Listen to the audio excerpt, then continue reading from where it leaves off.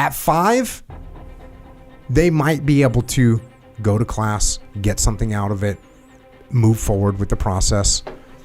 And then by 6 and 7, they should be pretty good to go. Here's where I don't want you to freak out. If your kid is 5 and they hate jiu-jitsu and they don't want to go, or they don't pay attention, they roll around on the floor, they don't listen, they're causing disruptions, you're not going to lose their freaking capability of becoming awesome because they didn't train until they were 6.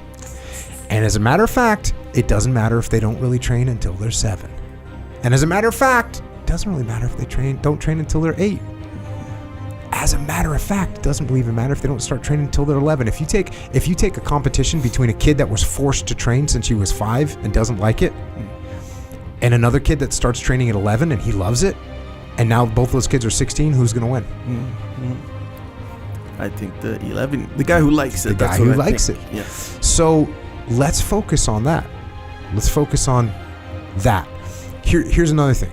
Here's another answer to that question. How old should your kid be when they start jiu-jitsu? The answer is 0. They should be 0.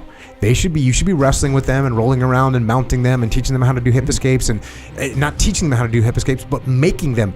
Guess how you can get someone to do a hip escape? Tickle their belly. They start moving. Oh, I'm going to keep doing this until you move away. Okay, cool. We're just doing a hip escape. There's all kinds of little things. The Gracies have like the Gracie games. I think you can look it up on YouTube, but it's just a bunch of little games you can play. Stay on the mount, right? Ride the horse, right? And let them mount, and now you move around and they try and keep their balance. Stay on the back. Okay, it's the same thing. What about an arm lock? Can you teach a little kid? Yes, you can absolutely teach a little kid an arm lock. You can absolutely teach a little kid an arm lock and a rear naked choke. Be careful with the rear naked choke, because if they do it to their friends, could be bad, right? So you got to be, you want to hold off on that one. But a little kid, you can teach him all kinds of stuff, all kinds of movement drills, all kinds of positional things that are going to be very, very helpful. Keeping across the side, keeping the back. How to pass the guard. Can a 3-year-old little toddler pass your guard? Oh, yes, they can. Can you teach them how to pass guard? Can you get them to play with each other past? Yes, you can. So you don't teach them, like I said, I should have made this a little bit more clear. Can you teach them an arm lock? Yes. What you should concentrate on is positional. So you're not teaching the kid that could break some other kid's arm or choke another kid. But go through those Gracie games, make it fun. Make it fun. Make it fun. Now, look, you may have a kid that likes things to be serious. You ever seen a kid like that? Yes. Yep. There's kids out there that they want to be serious. They feel like they want to be Michael Jordan. And so they have an attitude like they're Michael Jordan. And they're 5. I've seen 5 and 6 and 7-year-old kids that are like that. If you got a kid like that, cool. You got to find the right school for the kid. If you take your kid to a school where they're trying to train Michael Jordans and your kid's a clown, it's not going to be fun for him. He needs it more then. No, he's just going to hate it.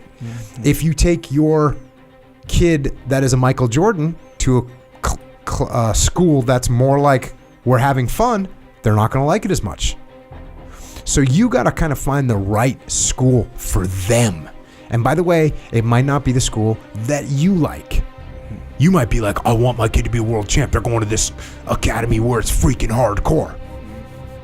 And they end up not liking jiu-jitsu because you didn't take them to this other school, the other side of town where they're about having fun. And again, you got to figure out what your kid likes. Figure out what your kid likes, because there's also going to be that psychological reactance that we've talked about, which is we don't like being forced to do things. Human beings don't like being forced to do things. And even the best food tastes bad when it gets forced down your throat. So don't force the jiu-jitsu down people's throat. So there you go. That's what we're doing. Competition, because I was up at a competition. Hickson talked about this. Hoyler talked about this.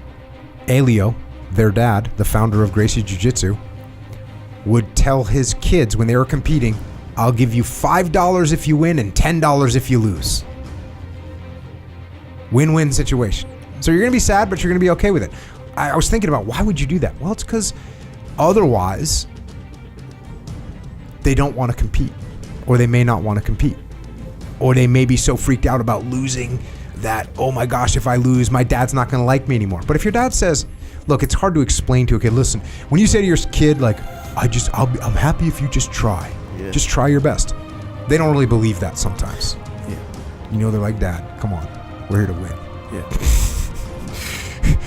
But if you say, listen, I want you to do this, and if you win, yeah, I'll be excited and I'll give you $5. But if you lose, I'll give you $10. It's like a